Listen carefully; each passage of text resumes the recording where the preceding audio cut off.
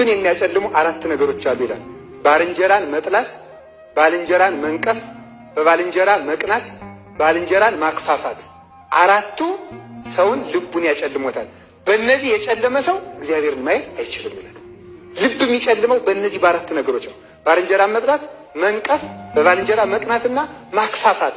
ስለ ሰው ክፋት ሁልጊዜ አዘውትሮ ማውራት የሰውን ልብ ያጨልመዋል ይላል። ይሄ እንዳይኖር ዘይት ምን ያስፈልገናል? ምሕረት።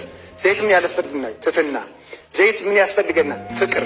እነዚህ ሶስቱ ሲያድሩብን ከዚያ በኋላ መንፈስ ቅዱስ እያደረብን ካደረብን ዘንድ ምስጢር እየተገለጠልን ደዌውም እየራቀ መቅሰፍቱም እየራቀ ሰላም እየኖረን የህሊና እውቀት እየራቀልን ኃጢአት እየተነቀለ እንሄዳለን ማለት ነው። ስለዚህ እነዚህ እንዲኖሩን እነዚህ ሶስቱ ነገሮች አዘውትራችሁ ያዙ። ከካህን በታች ራሳችሁን አዋርዱ።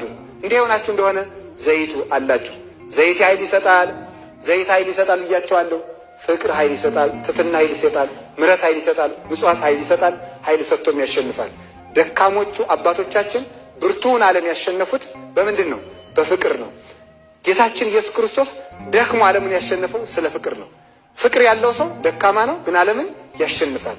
የክርስትና መርሁ ደክሞ ማሸነፍ እንጂ በርትቶ መድከም አይደለምና ፈውስ ይሰጣል። ዘይት ፈውስ ይሰጣል። ሰውን የሚፈውሰው ፍቅር ብቻ